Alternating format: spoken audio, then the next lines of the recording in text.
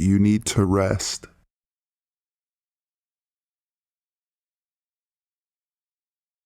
This happened back in 2009 and has resulted in my refusing to ever take a cab that isn't sent to me by a cab company. I'm not a big fan of Uber's business practices, but since its rise, I use it because now I get a name, photo, and license plate number up front. I live in a major city and I don't own a car because public transit and Zipcar cover my transportation needs more cheaply and easily. It was the first day that I was to pick up my son from the day camp my ex-husband had picked for him for the summer, and I screwed up and stood at the wrong bus stop to grab the bus that would have taken me to get my son on time. This was important, both because I'm super uptight about being on time for everything, and because the camp could charge a penalty if I was late picking up my son. Fair enough. The counselors have lives too. Having missed the bus, and this being pre-Uber era, I hauled ass over to a nearby hotel that I knew had a taxi stand. This was a nice hotel in a good part of town. Obama stayed there when he was in our city, so not sketchy in the least. I explained to the taxi driver at the front of the line of taxis that I needed to get to the YMCA by 6 in order to pick up my son, and that it was very important. He had some trouble finding the location in his GPS, but after some consultation with another driver, we got going. And this is where it got weird. I was texting with a friend, venting about my own stupidity for going to the wrong bus stop, when the driver tried to engage me in conversation. In our area, a lot of taxi drivers are from Africa, particularly Ethiopia, and this guy had a pretty thick accent. So when he first told me that I needed to rest, I was a little confused, but I assumed he meant that I needed to relax, since I was definitely stressed about picking my son up on time. Then he told me that I was beautiful and reached back to touch my bare leg. I moved my leg away, but I didn't tell him off because I was still focused on getting to my son and didn't want to have him dump me on the side of the street and guarantee that I'd be late. I kept texting with my friend, telling her that he was being creepy, and he kept telling me that I was beautiful and I needed to rest. I wasn't paying close attention to where we were because I'd never been to that particular YMCA and wouldn't have known if I was going in the right direction or not. That is, until he pulled a U-turn and pulled off the street. Then I realized that he was pulling into a sleazy motel parking lot. He reached back to touch me again as I went, "What the fuck? You need to rest." I remember yelling, "Fuck you," and jumping out of the taxi and running through a parking lot and now onto a sidewalk he couldn't drive directly to. I hid in the entrance to a tattoo shop, shaking, until I could pull myself together enough to call my ex-husband, tell him what had happened, and asked him to pick up our son. I wish I could say that I'd been self-possessed enough to get his details, but in the end, all I could tell the police when I called them was that a man with slim build, a thick accent, driving a yellow cab, had tried to take me to a motel for a rest.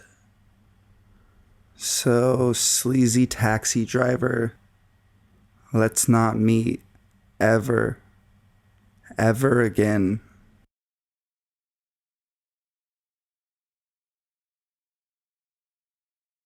Would-be intruders.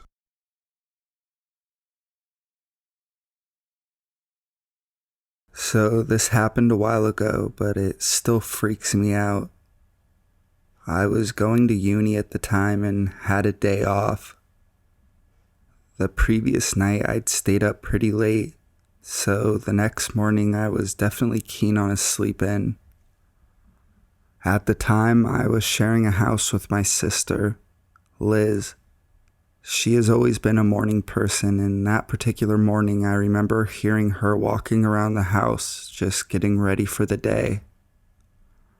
Her boyfriend was staying over, and I could hear them chatting away as I drifted in and out of sleep. I remember them leaving the house together, the door closing behind them, and the car pulling out of the driveway. I knew they'd be going to go get some breakfast, and I wasn't ready to get up, so I fell right back asleep. I was used to being alone in the house, and it had never bothered me. In fact, we stupidly often left the front door unlocked during the day when one of us was home. We were living in a city at the time, but had grown up in a really small country town where no one bothered to lock their doors. So I suppose we were just in the habit. I don't know how long I'd been asleep, but I was suddenly startled awake by the sound of the doorbell ringing. It didn't just ring once. Someone was continuously pushing it, so it was like a constant loud ringing sound. I instantly thought it was my sister just being annoying, trying to wake me up, so I didn't get up right away. The ringing stopped, but Liz and her boyfriend didn't come in. I knew the door would be unlocked, so I wasn't sure why she'd stay outside. I started to think it was maybe a package guy or something, so I climbed out of bed and went to see. When I opened the door, no one was there. I assumed I had taken too long to get to the door, and whoever it was didn't leave a package or card or anything, so I figured it was no one important. I didn't think anything more of it, not until that afternoon anyway. I was in the lounge just watching the TV when someone began knocking loudly on the front door. I went to the door, and when I opened it, I was surprised to see 2 police officers standing outside. I stood there just in shock for a second, wondering what they could possibly want. They explained that they were going door to door just asking some questions about a case they were working on. They asked me if I had answered the door to anyone else that day, and I instantly said no. Then I remembered the strange doorbell ringing, so I added, "Well, there was someone ringing the bell earlier today, but I was still in bed, so I didn't get to the door in time." They started asking me a lot of questions. Did I see who was at the door? Any cars out front? What time was this exactly? I answered the best I could.